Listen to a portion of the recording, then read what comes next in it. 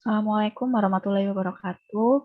Kami dari kelompok 1 mahasiswa MBKM akan mempresentasikan materi tentang prosedur penanganan pengeluaran barang impor dari kawasan Pabean melalui jasa freight forwarding pada PT Energi Logistik Cabang Balikpapan. Next.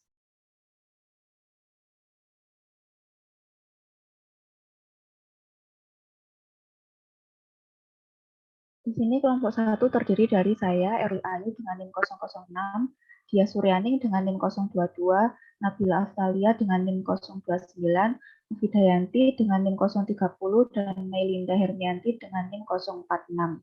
Next.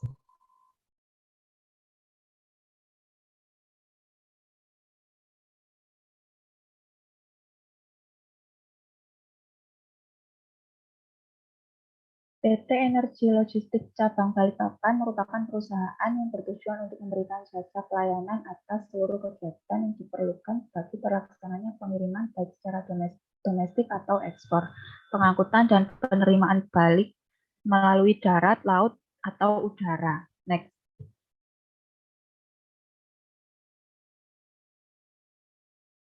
Dalam kegiatan ekspor-impor tentu terdapat prosedur yang di dalamnya memuat dokumen yang diperlukan dalam kegiatan ekspor-impor. Yang pertama adalah surat kuasa.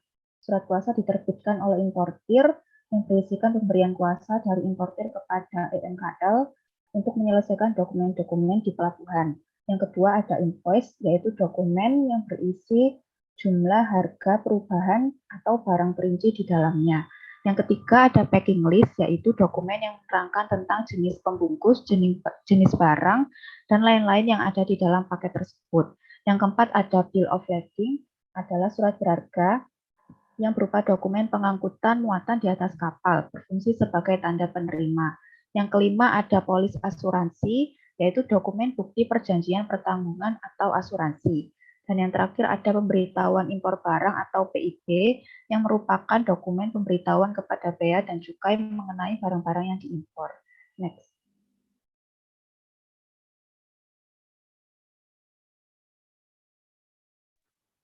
Selanjutnya yaitu metode penelitian.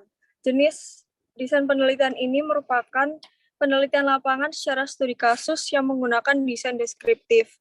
Tujuannya yaitu memperoleh pemaparan yang objektif, khususnya mengenai analisis prosedur penanganan barang impor melalui jasa freight forwarding pada PT Energi Logistik. Kemudian variabel yang digunakan yaitu jenis variabel terikat, di mana variabel tarikat ini merupakan variabel yang memberikan dampak, hasil, ataupun akibat kepada objek penelitian. Kemudian populasi dan sampel penelitian. Untuk populasinya sendiri yaitu beberapa barang impor di PT Energi Logistik Cabang Balikpapan.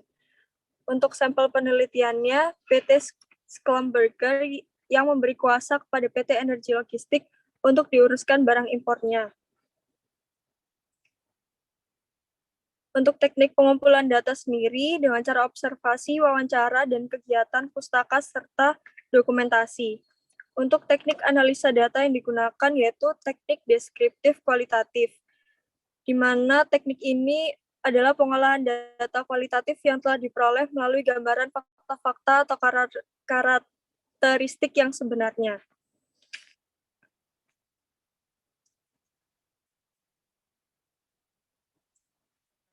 Kemudian yang keempat ada hasil penelitian dan pembahasan. Yang pertama yaitu prosedur penanganan pengeluaran barang impor di PT Energi Logistik Cabang Balikpapan. Dalam prosedur ini yang pertama ada proses dokumentasi.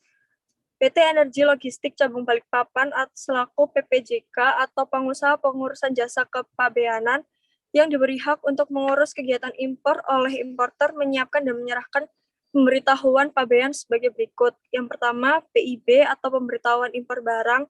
Yang kedua, bill of lading. Kemudian packing list, invoice, polis asuransi atau insurance, dan bukti pembayaran bea masuk, PPN, PPNBM, dan PPh pasal 22. Kemudian prosedur yang kedua yaitu penerbitan delivery order oleh perusahaan pelayaran. PT Energi Logistik memberikan bill of lading asli untuk ditukar dengan delivery order kepada perusahaan pelayaran. Penukaran delivery order selain dengan bill of lading asli dapat juga dilakukan tanpa bill of lading asli, tetapi dengan menyerahkan jaminan kepada pelayaran dengan alternatif jaminan pribadi, jaminan perusahaan atau jaminan bank.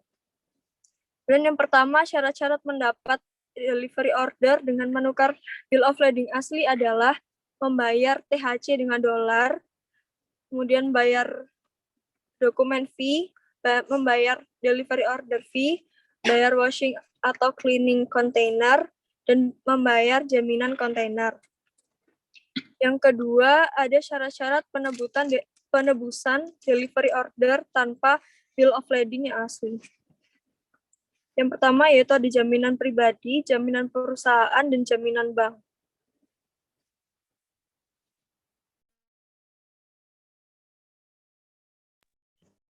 Oke, selanjutnya jaminan pribadi yaitu di mana jaminan pribadi dapat diterima untuk rekta bill of lading jaminan yang diberikan oleh pihak yang namanya sebagai penerima.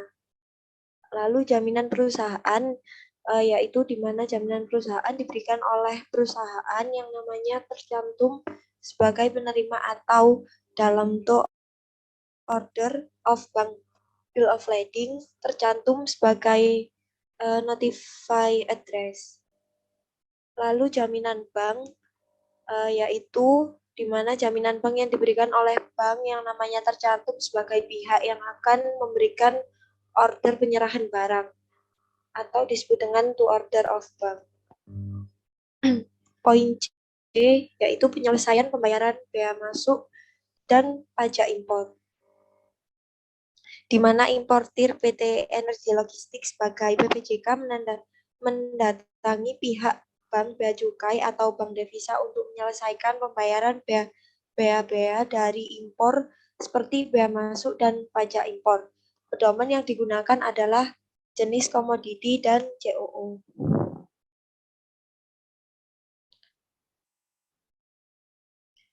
Next, proses PIB yaitu pemberitahuan impor barang, di mana bea cukai dan cukai harus diberitahu akan adanya barang yang diimpor sebelum kapal yang mengangkut barang impor tiba. Lalu dokumen yang akan dilampirkan dalam PIB adalah yang pertama ada SIUP, yaitu surat izin usaha perdagangan, NPWP nomor pokok wajib pajak, dan API angka pengenal impor. Yang kedua ada packing list, invoice, bill of lading atau airway bill, insurance untuk barang-barang yang diimpor. Yang ketiga ada surat kuasa dari pihak importir yang menguasakan kepada PT Energi Logistik Persero cabang Balikpapan. Poin yang E, proses di kantor Dirjen Bea dan Cukai, di mana dokumen PIB yang direkam sebagai input di dalam komputer di kantor Dirjen Bea dan Cukai diteliti oleh pejabat fungsionaris pemeriksa dokumen yaitu pejabat pemeriksa persyaratan impor. Next.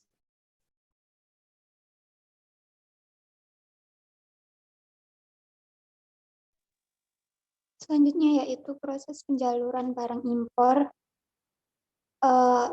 Terdapat 3 jalur. Yang pertama jalur hijau, yaitu tidak akan dilakukan pemeriksaan dan mendapat SPPB atau surat pemberitahuan pengeluaran barang.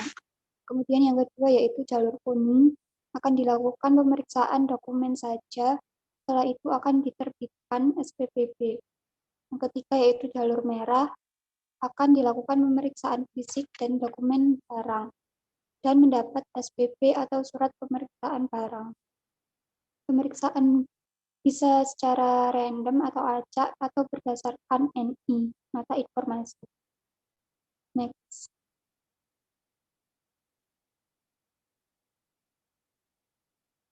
Selanjutnya, mengurus job order atau job slip.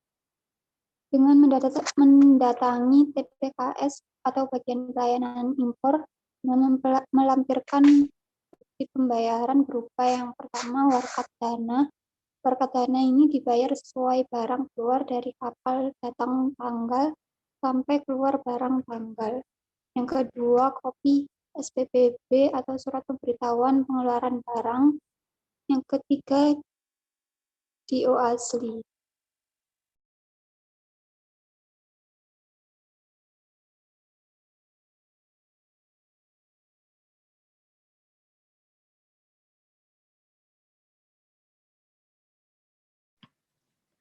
Selanjutnya, yaitu fiat SPPB oleh Bea Cukai. SPPB dibawa ke Bea Cukai, pintu impor untuk difiat, kemudian dirilis, barang impor bisa keluar dari daerah pabean setelah SPPB ditunjukkan pada petugas get out atau Bea Cukai pintu. Selanjutnya,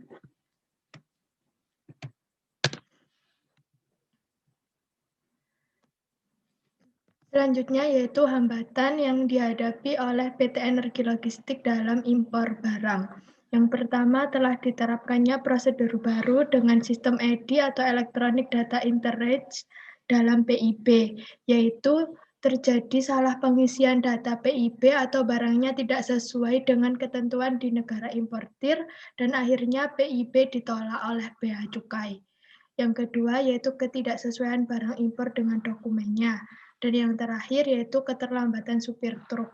Keterlambatan supir truk ini seringkali terjadi pada saat masuk ke kawasan pabean sehingga proses pengeluaran barang dari kawasan pabean agak terlambat. Selanjutnya, sekian presentasi dari kelompok kami. Terima kasih. Wassalamualaikum warahmatullahi wabarakatuh.